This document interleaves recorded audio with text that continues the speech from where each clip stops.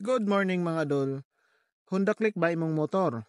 Tapos na ay nigawas nga oil change da sa dashboard. Pero humana ka og oil change. Karon dili ka kabalo mo reset. Tan-awan ni nga video. So kini dol ato sa i-turn on ni nga tong motor, tan-awan ay oil change da, di ba? No. Klaro kayong oil change dia. So usaon na siya pag reset. So dali ra kay na dol, no. I-off sa nimo ning imong motor, no, human ato sa off okay na, pisliton nimo ning set button, no, unahon nimo na siya pislit, long press lang mga dol, na long press, tapos og i-on ang imong motor, press lang gyapon og mawala na daya na ang oil change, tanawa, di ba, nawala na. So karon dol, saon nato pag set sa sunod na mga oil change nato sa pila ka kilometro ang iyang daganon para bu pop up na pudtong oil change. So inganion lang mga dol.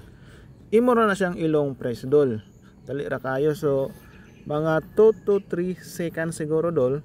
Tapos mag blink day ng time da dol. So ganaon ra siya dalaw, tanawa. Ana okay.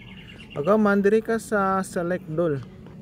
Sa oil change ka tagong pagkahuman, pislito nimo ning select ana. So iset nimo dire dol ang value kung pila ka kilometro siya mo pop up na pod ang oil change.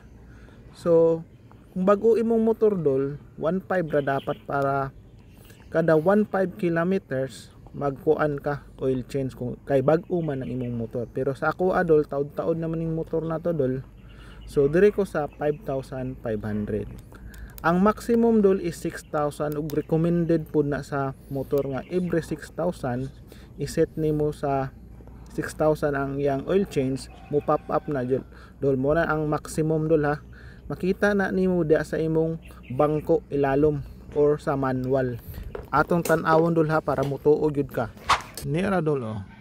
Every 6,000 km mag-change nag oil og nay arapod ang oil na gamiton nato.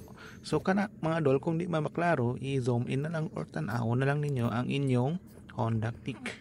So ako dol is giset na ko is 5,500, so napa koy 500 kilometers na allowance in case na mag-pop up ang oil change. So kana mga dol, og daghang salamat sa imong paglabay.